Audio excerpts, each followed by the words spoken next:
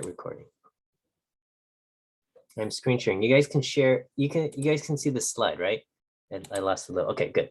All right. Introduction to Computational Statistics with R, Stats 102A. This is our class. So welcome. And yeah, number one, Happy New Year, everybody. Happy 2022. You know, here we are. We're online. This is looking kind of familiar to us. We were in this exact spot 1 year ago. And yeah, you know, I didn't want to be online, but I don't think anybody wanted to be online, but here we are.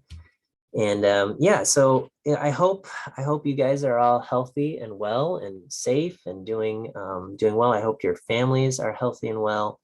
There is a non-zero probability that some of you got sick over the holiday break, and if that is the case, I hope your symptoms were mild. I hope your families are well and that you're recovering well and all of that. Yeah, my hope is that everything goes according to plan. In 2 weeks, we'll be back on campus, and we'll see you guys in person the week of January 18th. So that would be Wednesday, the 19th. That's the hope, and I really hope that's the case. But yeah, we'll see what happens. So anyway, Happy New Year and welcome back to school. I hope your break was restful. Let's take a look. I got highlights from the syllabus. The actual syllabus is posted online. Let me switch to student view. I think this is what you should see. And so your very first homework assignment, and some of you I think submitted already, is to read through the syllabus. Okay, so homework 0. You know, download the syllabus, read through it. I know, you know, my syllabus gets longer every every day or every year. It's 10 pages long, so now I've included a table of contents to find what it is you're looking for. Okay, so you know, all of this grading stuff's here and all of the course information is here. But here it is, and anyway, that's what we have. Okay, so there we go. Okay. Oh yes, I'm sorry. My name is Miles Chen. That is me. So hello and welcome to my class. And I'm going to be your teacher. And I'm looking forward to this quarter. You can call me Miles or Professor Chen or Dr. Chen. You know, whatever you are comfortable with, that is fine. I do have, you know, I don't like being called just by my last name only. That's the one thing I don't really like. But yeah, you want to call me by my first name, that's fine. You want to call me Professor Chen, that's fine too. Okay. And office hours are my preferred method of contact. Yes, I do have an email address, and we also have Campus Wire, and you can DM me on Campus Wire and things like that. But office hours are my preferred method of contact. So I try to make myself available a lot with office hours. I've got office hours on Mondays, Tuesdays, Wednesdays. I've got two sessions on Wednesday, Thursdays, and Saturdays. So that's 6 separate times that you can come to my office hours with something to discuss. And you know, you got Zoom links and stuff to go. And anyway, you'll just get a faster response if you come to office hours versus sending me an email. The way I like to do it is you come talk to me in office hours first, and then if you need a paper trail, a proof of something that we had a discussion, then I can send an email follow-up, right? So it could be like, you know, you come talk to me in office hours, and I say, oh, okay, you know what, you can have an extension on your homework assignment. And then I'll send you an email that says, you know, as discussed in office hours, you have an extension for XYZ. And then you can have that as kind of a paper trail there. Okay. And for me, that's easier than, you know, having to read through a ton of emails. Okay. So that's my preference. Of course, I mean, you can still send me an email. Just be prepared that emails might take a little while to get back to. You get a lot of emails. Okay, this is the grade breakdown. It's all also listed out in the syllabus. and I'll talk about each of these things here. As far as grading goes, I go on a straight scale. I do not curve. I feel my philosophy is I don't believe in curving, which I think means you get compared against your students, right? So curving might be like this percentage get A's and this percentage get B's and this percentage get C's or something like that. And what that means is that if, you know, a bunch of students do well and you did just okay, then they're going to use up the A's and you know, you're going to get a lower grade. And so it kind of fosters this a little bit of hostility among students or something. So I don't believe in curving. So I don't do that. Don't ask me to round your grades, things like that. This is straight scale. This is how it's going to be. Okay. I like when students come to class. I want to make sure students are watching the lectures, and because I believe there is useful content in the lectures. I believe in myself and my lectures in that way. And so the way we're going to kind of enforce that students are watching the lectures is through what's called a lecture viewing quiz. And basically, if you go on Canvas, if you go on, are we going to call this thing Canvas or Brew and Learn? I don't know what we're going to call it.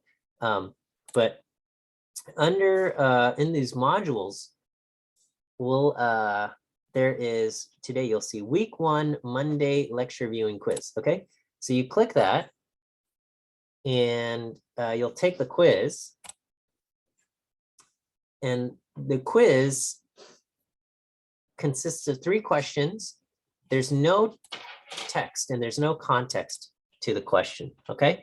Basically, the only way you get the answers to these questions is by listening to me in the lecture. So for example, today, and this is for real answer, the first question, the answer is B. Okay, so you'll want to take out a piece of paper, or you'll want to jot this down somewhere, note to yourself. Question 1, the answer is B. Okay, and throughout the lecture, I will give you the answer to question 2 and the answer to question 3.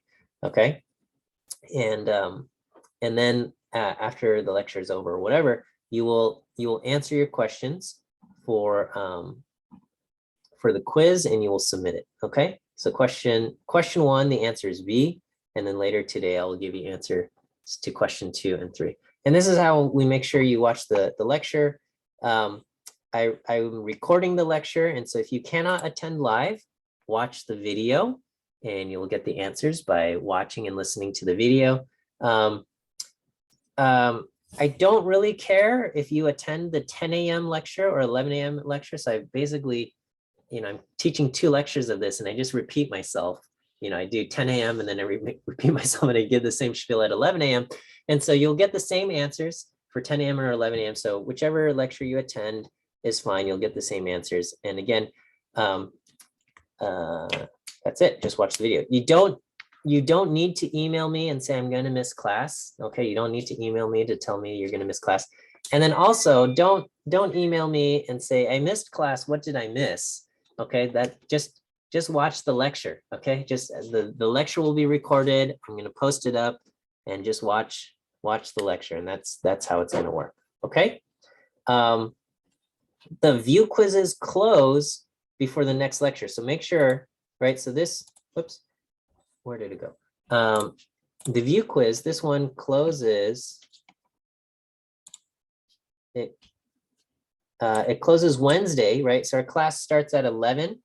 Wednesday at 11, it closes at 10:59. Okay, so you make sure you answer the quiz before the next lecture, right? So if you skipped class one day, that's fine. Just make sure you watch the lecture and answer the quiz before the next lecture begins. Okay, if you miss it, you get a 0, and that's just what's going to happen.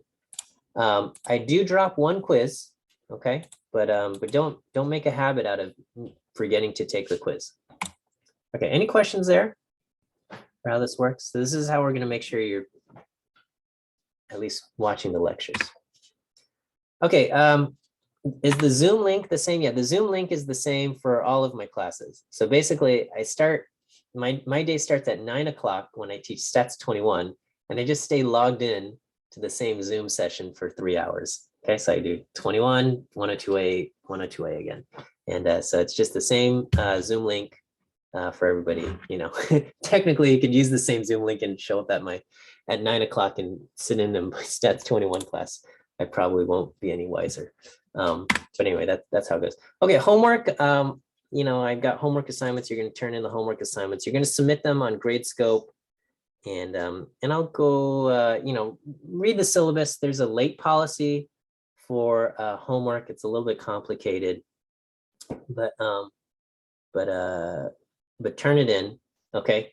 And you know, if you need, if you have documentation, like if you have a doctor's note, you just attach it to your homework when you submit it, and you don't even need to email me. The graders are familiar with the late policy. So if they see the documentation, they'll excuse your late submission up to 72 hours.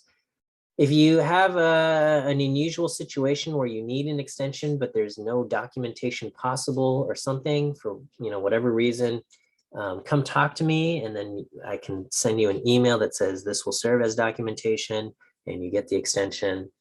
Or, you know, if you have some other circumstance that requires more than 72 hours, come talk to me and we'll work something out. Okay. I think I'm fairly reasonable and fairly accommodating. Of course, every professor thinks they're reasonable and accommodating, but I do generally try to be understanding of, you know, the fact that life happens and stuff like that. You know, I mean, if your answer is, you know, I just forgot, then I'll say, you know, sorry, but if something did happen, you know, I'll hear you out. Okay. And I'll tell you if I think it's a reasonable reason or not. Come to office hours. Again, they are my preferred method of contact. When you do come to office hours, make sure you introduce yourself. I use the same office hour link for all of my classes. So make sure you say I'm in stats 102A, so I can distinguish you from my other students. I'm happy to answer any questions you have about the material, help you with your homework, things like that. Sometimes students have questions about, you know, applying to grad school or applying to an internship or job. And I don't know if I'm the best person to ask, but I am happy to give you my advice. And, you know, I do try to hear and listen to at least what industry experts are wanting and things like that. So I try to give you my advice and opinions there.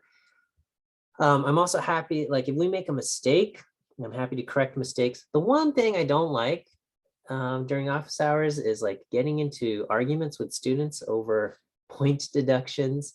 So, you know, this doesn't happen very often anymore, but sometimes, you know, a student would come in, you know, they took an exam, we took off some points, and they'd say, you know what, I did this wrong, but you took off 10 points, but even though it's wrong, I think it should only be worth 5 points, this mistake or something. And we get into an argument about the nature of the thing.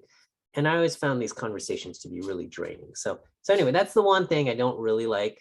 But anything else, I'm happy to talk to you. I'm always happy to learn a little bit more about who you are as students and people. So yeah, feel free to come by office hours. I've got, again, I try to make myself available throughout the day. So we have that. Okay. And yeah, our first office hours are today.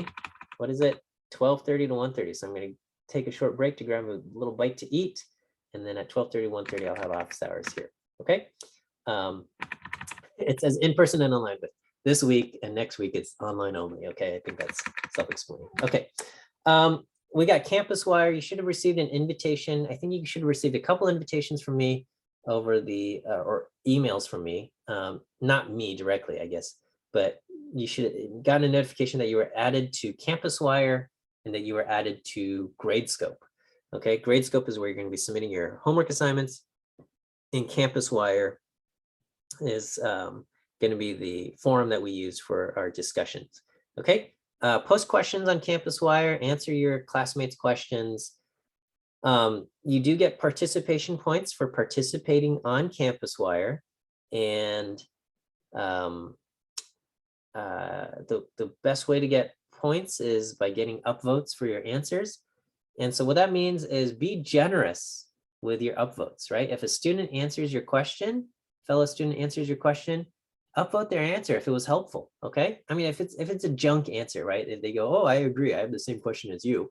Okay, that's a trash answer, all right? Don't upvote that. But helpful answers, upvote them, all right? Be generous with your upvotes. It costs you nothing. It's going to help your fellow students out. So do that, and hopefully they'll return the favor and upvote your answers, okay? On Campus Wire, you can also send me DMs, and I'll respond to them eventually. So that there's that, and we have that, okay? All right, so what's this class about? So let's talk about data science. And I say, this class is provides foundations for data science. A lot of you are statistics majors or data theory majors. Some of you are not either of those, but a lot of you are stats or data theory majors, and or you're interested in a career in data science. So let's talk about what data science is. And there was this Venn diagram that kind of made its way around the internet, I guess like a decade ago, when data science was starting to emerge. And I don't know if you ever have this conversation, and this is a thing, like you go to a family gathering and you're talking to your grandparents and they say, oh, what are you studying in college? And then you say, well, I'm studying statistics. And they go, oh, numbers guy or something, And but then you try to explain what data science is, and how do you explain what data science is? And this Venn diagram was trying to explain what data science is. And that's it's kind of a combination of coding skills, math and stats knowledge, and domain expertise. And this is kind of the Venn diagram that we have. And so coding skills, or Drew Conway called it hacking skills, is the ability to kind of take your ideas and write it into instructions for a computer so that a computer can handle it, right? And then we combine that with your math and stats knowledge, and you're going to take classes stats 100A, 100B, where we kind of give you this theoretical foundation to kind of the ideas and the theories that we're using that power a lot of what we're doing. And you have kind of your 101 series that gives you practical regression and design of experiments and things like that, okay? And you combine that with substantive expertise, and that is data science. And so what is substantive expertise? Substantive expertise basically means whatever data you are dealing with, you need to be knowledgeable about it. You need to be a little bit of a subject matter expert to handle the data. And knowing something about the data will help you identify things that are just wrong, things that can't be right, and things like that, right? So for example, if you're dealing with a data set and one of the measurements is human height, and you see a person listed there that says, oh, this person was 15 feet tall, you'd go, oh, that's got to be a mistake. There's no way this person was 15 feet tall, right? Maybe they were 5 feet tall, or maybe there's a typo or something, right? Because we know, as our experience, we go, oh, okay, it is not possible for a person to be 15 feet tall, and we can identify that, right? I remember trying to advise a student, or a student came up to me asking me to advise them, and they were trying to work with kidney patient data. And I don't know anything about kidneys, okay? I had no idea what any of these numbers meant. And this student did not know anything about kidneys either, right? The student was like, knew how to do stuff in R, and they were trying to get an internship or something. And the company was doing stuff with like kidney patient data. And they had this data. And I said, you know what? I don't know anything about kidneys. I can't give you any advice. And you don't know anything about kidneys. This is not a project you should be working on, because here's a number, 7.2. Is this a big number? Is this a small number? I have no idea, right? I don't know what this measurement even means, right? It's, what does this measurement mean? Is it big? Is it small? Is it correct? Is it wrong? And there would be no way if we were to work with this data, we would be completely blind, not being able to do anything. So, and that's just kind of how it goes. If you're working with data, if you're going to be working with sports data, you need to know about the sport, right? If you're going to say, I'm going to want to analyze baseball data, you need to be a little bit of an expert on baseball data. And that, you look at a batting average and you see a batting average of 277, you can go, oh, okay, that makes sense. But if you see a batting average of 872, you go, oh, there's no way, right? And again, if you are, if you know anything about baseball, right, you obviously know that these numbers are wildly different and just don't work. Whereas if you knew nothing about baseball, you know, those numbers mean nothing to you. And again, your analysis will be hindered, right? There's different websites where you can do data analysis projects. And I remember seeing on Kaggle, there's this one data set that's very popular. It's like this wine analysis data set. And I always told students, unless you are an expert in wine, don't bother touching this data set, right? Most students in college are not experts in wine, okay? Maybe there's a newfound interest in drinking, but maybe being an expert in wine is usually not something that appeals to college students at this time. And so, you know, you don't know what the difference is between a Cabernet or a Merlot or a Zinfandel or something like that. Don't bother touching the wine data set, right? You need to be a little bit of an expert on the subject. Otherwise, your analysis is not going to be any good.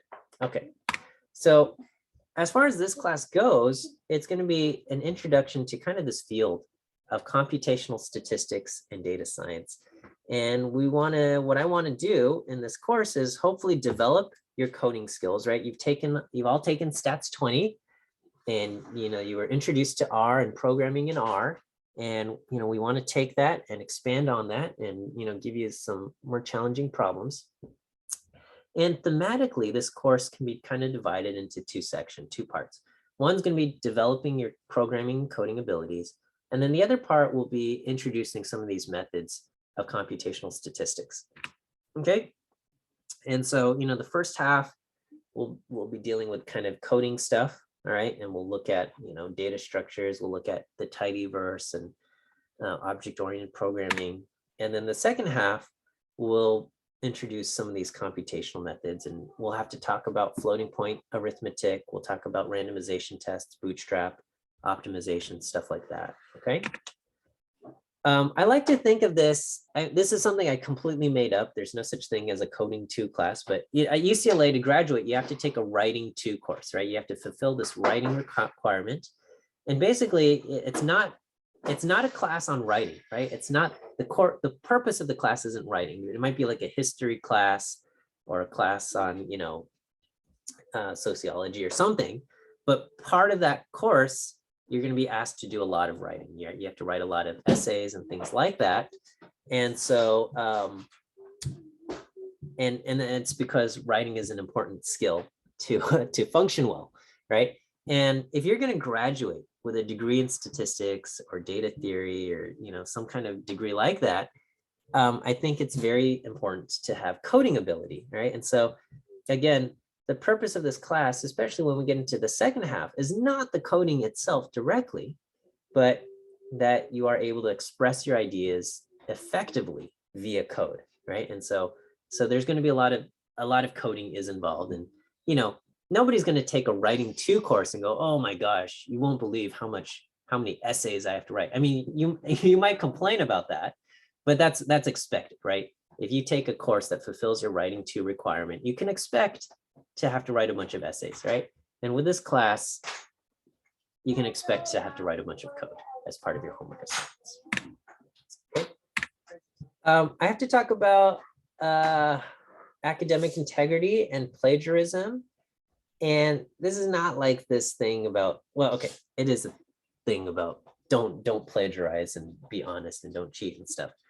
But the truth is there's a lot of already existing high quality code that will do the exact task that you want it to do, right? You go online and you can search GitHub, you can search Stack Exchange, you can search online, and you can search all sorts of stuff. And there's places where you got the answers that do exactly what you need, okay?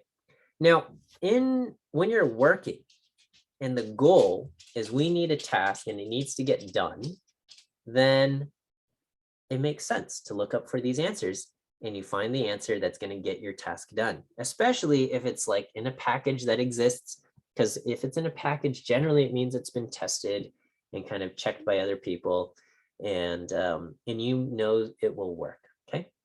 But this course, the goal is not that we need these tasks done, okay?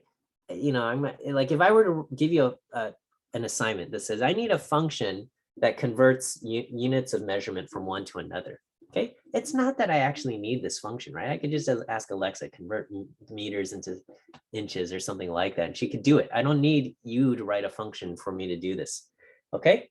But the goal is that by forcing you to write this function, you have to think about the problem, you have to think about what goes into it, and you write the function. And that process makes you effective, okay? It makes you a better coder, okay? And, you know, this idea of no pain, no gain, I think we're very familiar with it, especially in the context of athletics and working out, okay? So think about like lifting weights, right? It's the new year, and I don't know if any of you have resolutions about being more physically fit and things like that. And you might say, well, I'm going to go to the gym and lift weights, you know, as soon as they open up. And you know, the goal of lifting weights is to gain strength. The goal of lifting weights is not that the weights get lifted, okay? And so this idea of no pain, no gain is kind of like if you do a workout and you didn't stress yourself at all, right? If you didn't exert yourself, right? If you just didn't break a sweat, you just lifted these lightweight weights that put no, weren't challenging at all, you cannot expect that you're going to get stronger. You can't expect to get much stronger, okay? And similarly, as far as your brain goes, it's similar, okay? If your brain does not struggle at all when writing code or something, you can't expect that your abilities as a coder are going to improve, right? The way you grow and learn is that you are faced with some kind of challenge and you have to think hard about it, and your brain struggles. And in order to get to the answer, your brain has to kind of go through all of these, try out all of these different, you know, your neurons are firing and it has to trace out this very long, complicated path to get to your answer. And then, but you get there. And then, you know, when you go to sleep, as your brain is cleaning out its junk and making repairs and making new connections, it says, hey, you know what, this was tough. Let's strengthen these connections. And in the future, when you face something similar, you recognize this and you get better, right? And you become better, right? And you think about any kind of skill that you had to learn, right? Whether it was driving or riding a bicycle or something. In the beginning, you were not good, but via practice and effort and energy, you got better, all right? And coding is going to be the same. But again, if you don't challenge yourself at all, then you can't expect to get much stronger. So the fact that you are faced with a homework problem that is challenging and tough is a good sign, okay?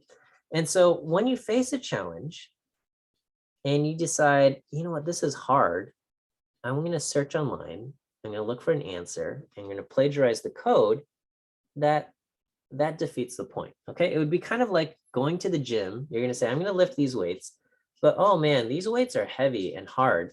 And instead, I'm going to ask this strong person to lift the weights for me. Okay, this person is strong. It's not hard for them to lift the weights. So please lift these weights for me. Okay. And you go, oh, yay, the weights got lifted today. I can say I had a good workout. But that's silly, right? We don't go to the gym to lift weights so that the weights get lifted. We go to the gym because the process of lifting the weights, that struggle of lifting the weights, is what's going to make you stronger, okay? And again, with these homework assignments, it's not that the homework assignments, the goal is that the task gets done, okay?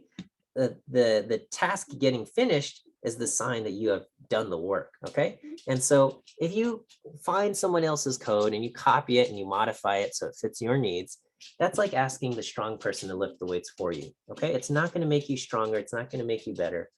And so so that defeats the point, okay? We want you to struggle through it. We want you to find the answers yourself, okay?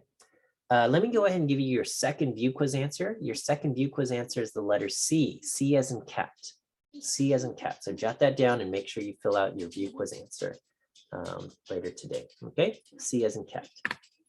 All right. So if a student does resort to plagiarism, it's not because I think that these are like evil, lazy students who are bad or something like that. Okay, I think students might resort to plagiarism or might be tempted to plagiarize and cheat if they get the goals of the course mixed up, right? If a student believes that the goal of the course is to get a good grade, to submit the homework, get a good grade, avoid a bad grade, then plagiarizing makes sense, right? If you believe going to the gym, the goal is to see the weights get lifted, it makes sense to ask the strong person to lift the weights for you, okay? But if you recognize, okay, no, the point of taking this course is that I learn and grow as a coder, then plagiarizing does not make sense because that's not going to help you achieve that goal, okay? Now, I recognize there's a conflict here because I have to assign grades at the end of the day and things like that. But what I hope is that you can go through the course and you can evaluate your performance in the class based on what you learned and not your letter grade. That's the goal. That's what I want. I want you guys to be able to judge your performance based on what you learned, not just the points you've got, okay? And so these are my expectations. I want you to work hard. I don't want you to seek out answers, okay? I don't want you to look at someone else's code, right? And if you're not able to do everything that was asked in the homework, that's fine. Turn in what you have, okay? And if you don't finish it 100%, you're not going to get 100% on the homework. But I want you to be okay with that, right? I want you to be able to say, hey, I did everything to my abilities. Maybe it was only 70% of the work. And I'm okay with getting a 70% on this homework because this reflects, my abilities at this point in time. But I'm going to grow. I can do better and grow and improve, right? If we do take issues of plagiarism and if we do catch it and stuff like that, we will escalate to the dean of students. It's not a fun process, and I don't want anybody to have to go through that, okay? So just be honest and do your own work and don't plagiarize and things like that, okay? And again, the goal is your learning. There's a collaboration policy that is part of your homework 0. So make sure you read it, make sure you understand it. And basically it comes down to, you can talk about the stuff with other students. You can verbally collaborate, but you can't share your code, okay? So if somebody says, hey, how did you approach this problem? How did you approach problem 2? You can say, hey, this is the approach I took. And there's a lot you can say. You can say, I used a for loop. I used some kind of iteration. I used this value and I did this kind of thing. And I used this function here. And that's how I got the output, right? What you're not allowed to do is say, oh, here, look at my code. This is what I did, okay? So answering questions verbally is still very helpful and allows you to do things, okay? If someone says, hey, can I see how you did this problem and to double check my work, okay? You have to say, well, I can't show you my code, but I can tell you what I did, right? You're just not allowed to show other students your code, right? But if you just say, hey, let me show you what I did, and you post the code, that breaks the rules, okay? Can someone debug my code, right? Like I'm getting this error, okay? You can say, well, so what you can do is you can share the error message, you can post the error message, you can copy and paste the error message, but don't post the actual code, all right? And you can say, well, did you check this thing? Or, this kind of error message pops up in this scenario and things like that. Again, don't look at each other's code. Now, if you are truly stuck, okay, you can come to office hours and I, the professor or the TA, we will look at your code. We can look at your code and help you figure out something wrong, okay? But a lot of times, if you're asking us to debug your code, we might just say, hey, did you check these things? And we might ask you a bunch of questions before trying to actually debug your code. But if you're kind of just like, you know what, this is the error message that I'm encountering. I checked this, I checked this, I checked this. And you tell us all of these things that you thought about, and you say, but I still keep getting this message and I can't figure it out. We're probably more willing to help you. But if you just say, hey, I'm trying this and I got this message and I don't know what's going on, we might not give you the answer directly. We might ask you questions that say, hey, have you thought about doing this? Have you thought about doing this, right? Which, some students get frustrated by when you ask help and our answer is more questions to get you to think more. Some students find that frustrating, but most professors, I think, are a little bit hesitant to just give you the answer straight up. Again, the idea being, if somebody else lifts the weights for you, that defeats the learning process. Okay, this is a coding class. You're going to encounter code, so you can discuss the code that I post in lecture. A lot of lectures, I'm going to have code, and you can say, hey, the professor did this in the lecture notes. I don't quite understand what's going on. Go ahead and share that code. You can talk about that. Okay, it's just when it comes to a homework assignment, don't be copying the code. Okay, this last section that I'm going to talk about, this might be, in my opinion, one of the more important lessons, or perhaps the most important lesson I can give you this quarter. And it has nothing to do with coding or R or anything like that. Okay. And this is, your grades do not define you. Okay. You are here at UCLA, right? And the reason why you got into UCLA, the reason why you're admitted here, is because you had good grades in high school, right? Or at community college, you got good grades or something like that. Obviously, if you got to UCLA, you did not have bad grades, okay? I mean, there might have been one class where you struggled or something, but overall, you got here because you had very good grades. And so here, and all of your energies right now are being poured into your classes, and so your grades are going to feel important, okay? But that said, your grades do not define you, okay? I get it, all right? I was a student who liked getting good grades. It feels good to get good grades. You take a test and you get a 100%. That's a good feeling, right? But and grades do play a role in grad school admissions, and so there's a role that they play. But again, they're not the most important thing in life. No one is dying on their deathbed and looks back and goes, "Oh, I can't believe I got a B+ instead of an A-." Okay, that's not the thing that they hold on to, right? As far as things that they look back on. Okay, I got this slide. It says story time. So let me tell you a little bit about myself. In high school, I tried hard in all of my classes. Okay, and I got good grades, and that was my life, and I was proud of the grades I got. I was not a star athlete. I don't think that comes as a surprise to any of you. I was not trying to be a very popular kid or anything like that. And I was okay with what my life looked like because I had good grades and I felt good about my grades. And so I had tied a lot of my identity to my grades. And my senior year, I got into my dream school, which at the time was Caltech. And I got in and I felt like, oh, finally, all of my hard work has paid off. I got into my dream school. And so that fall, I enrolled at Caltech, and freshman year, fall quarter. Caltech's on the quarter system, so I'm familiar with the pacing of the quarter system.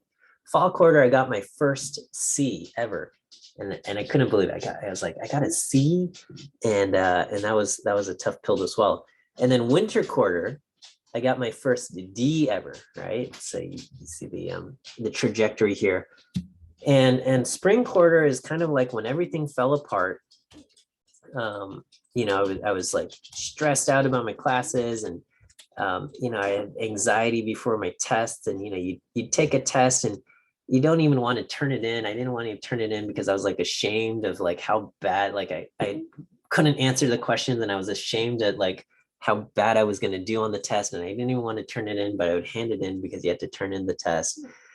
And anyway, spring quarter, I became depressed and I failed multiple classes, and I was put on academic probation. And that was really, really, really hard because at the time, so much of my identity was tied to the grades. And so if I didn't have grades, what value did I have as a person, right? Like if I can't get good grades, I felt like I was worthless, right? Because so much of my self-worth was tied to this, and here I am failing my classes.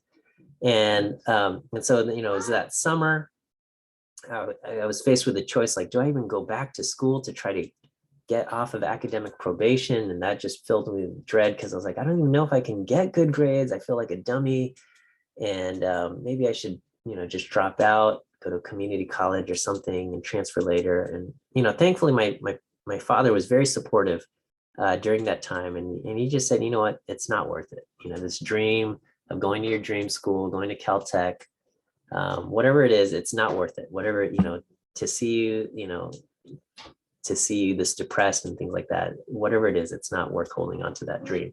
So, so I ended up transferring out of Caltech. There was some tiny engineering school in Michigan that was still taking like applications in the middle of summer for their fall quarter. And so I ended up finishing my degree in Michigan, and I think the change of scenery was good for me. And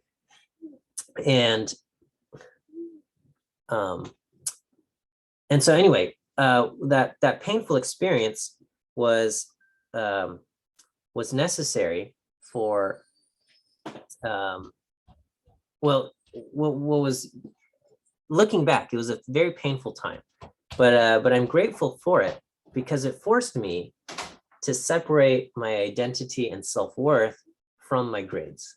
During that painful period, I recognized that my worth as a person was not based on my grades, that I, as a person, just had inherent value because I'm a person.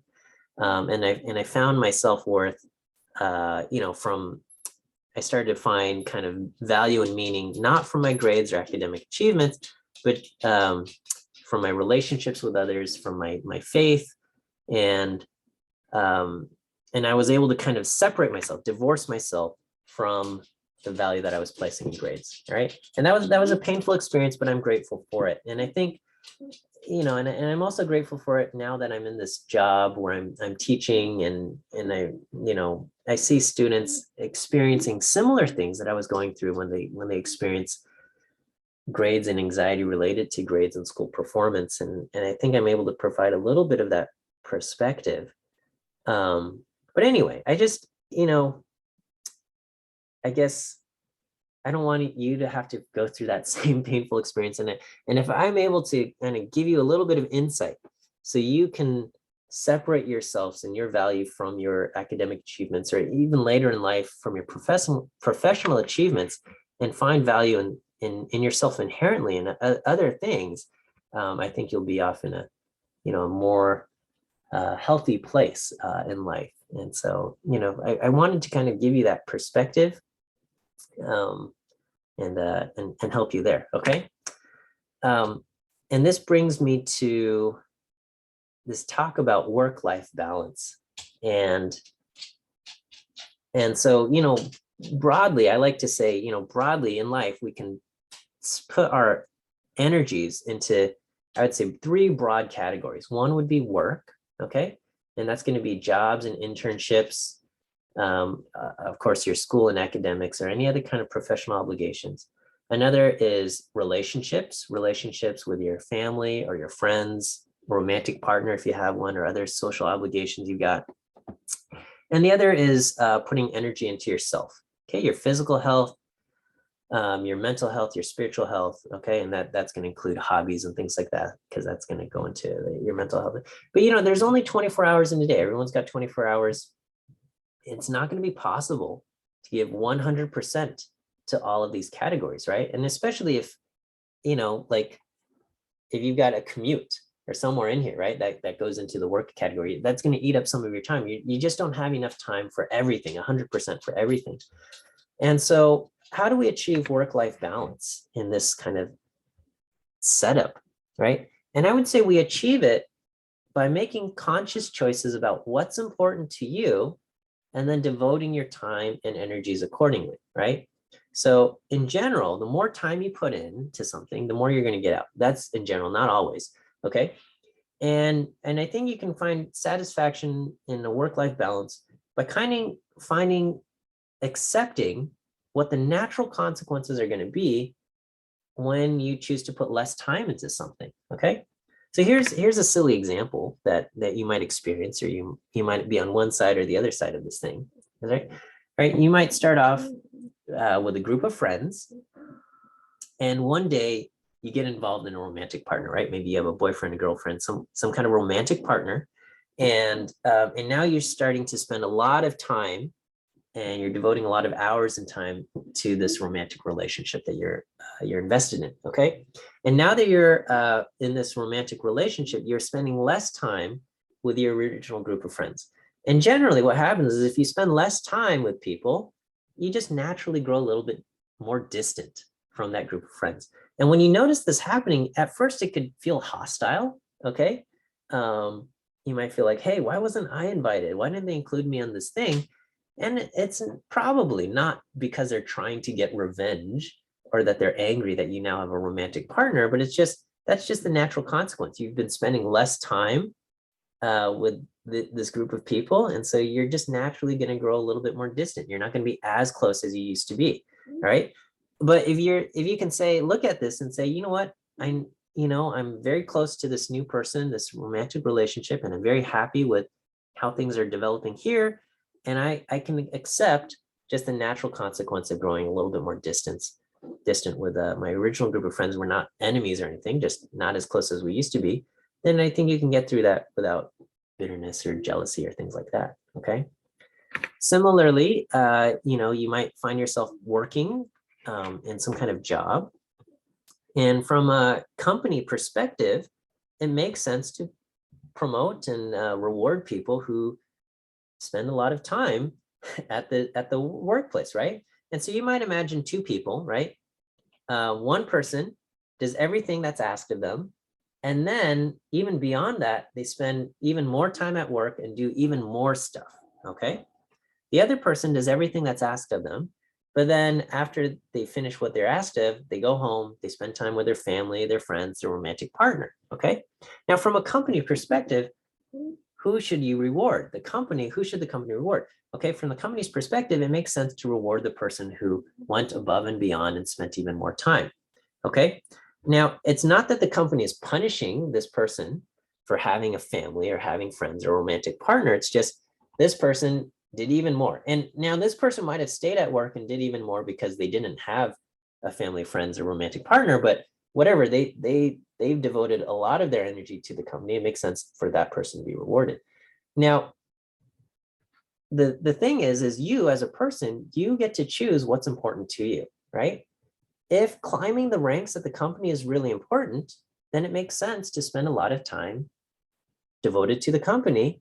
And the natural consequence of that is that your relationship with your family, friends, or romantic partner might suffer, right? You might become a little bit more distant because you're spending a lot of time at the company, okay? On the other hand, if you say, well, no, my relationships with family, friends, and my romantic partner are more important, I'm going to spend a lot more time there, and I'm going to spend less time, and I can be doing all these side projects for the company, then spend your time accordingly. But what that might mean is you might not be promoted or climb the corporate ladder as quickly as somebody else who is, right? And that's, and whatever you decide to do, whatever you decide is right for you is fine. You just have to be accepting of what naturally happens and follows of these choices. Okay. Oh, it's 11:50. Let me give you your last view quiz answer. I still have a few more things to say, so if you don't mind just sticking around a couple more minutes. Last view quiz answer for today is D. D as in dog.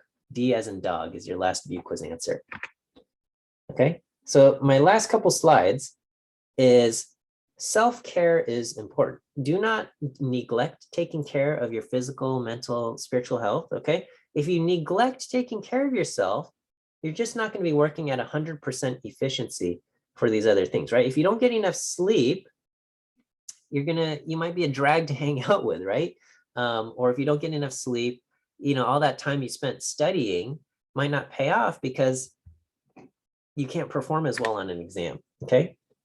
And so when I, as your teacher, and probably other your professors or teachers will say, your physical and mental health is important. What we're saying is make a conscious choice to prioritize your physical and mental health, okay? And sometimes that means making the decision to take a day off, making the decision to get some sleep. And sometimes that comes at the cost of not finishing your homework to 100%, okay? And the natural consequence of not finishing your homework is that you're not going to get 100% of your homework, right? If If you do finish 70% of your homework and that last 30% is just a little bit too hard for you to do, you know, I want you to be comfortable saying, hey, you know what? I'm tired. I'm like on the verge of burnout. So I need to take a day off. And that means I'm not going to finish this homework assignment. That means I'm not going to get 100% on this thing and my grade might suffer a tiny bit, but I'm okay with this decision because for me, resting and, you know, having a positive outlook in life is more important than just getting those few extra points, right? I want you to be okay with those kinds of decisions. I want you to give yourself permission to say, I don't need to finish my homework to 100%. You know, my identity as a person, my self-worth is not dependent on getting 100% on the homework assignment, but, you know, is more than that. And so when we say your physical and mental health is important, it means give yourself permission, not necessarily to finish your homework to 100%. And that might mean you don't get 100% on your homework. It might mean your grade suffers a little bit, but I want you to feel okay with that, okay? And then the last thing I want to say is beware of this thing, what I call fruitless entertainment, okay? Entertainment, having fun is very, very, very important, and I'm all for it, okay? You need to have fun in order to keep your mental health and emotional health good, okay? So that's going to be things like, you know, watching TV, hanging out with friends, going on a hike, stuff like that. Those things are good, okay?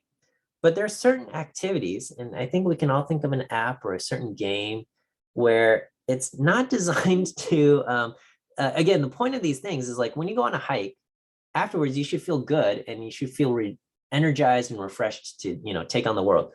But certain activities, certain apps, certain games, I think we can think of, and it's like, it sucks a bunch of your time and then you don't feel any better about yourself afterwards, right? I remember back in college, there's a game I used to play and it'd be like round after round, you play a round, you kill or get killed. And after you finish, you're like, oh, I got to play another round. I got to play another round. And then it'd be like 5 hours goodbye. And then I'm like, oh man, what happened to all of my time? What did I do? I don't feel any good about myself. And it's just, you know, while you're doing that activity, okay, while you're scrolling endlessly on this thing, you know, you get tiny little dopamine hits and that's why they keep you hooked and everything's designed. And you can thank data scientists for making these things so addictive because they have the data to back it up and say, oh yeah, this is how we make the thing as addictive as possible. But afterwards, you don't actually feel better. And so the whole point, I think, as far as having fun and entertainment, it should be refreshing and it should be energizing. And if you spend a whole bunch of time on some kind of activity and it's not actually energizing or refreshing, you know, what was the point? So just be mindful. And I'm not saying you have to delete all of these things, but just be mindful and selective about how you spend your time on these things. Okay, thank you for indulging me and letting me go over. And anyway, we will see you guys on Wednesday. Have a good day. I'm looking forward to a great quarter with you guys. And we will see you on Wednesday. So have a good day. Or maybe I'll see you at office hours in a little bit. Okay, see you later. Thank you and bye-bye.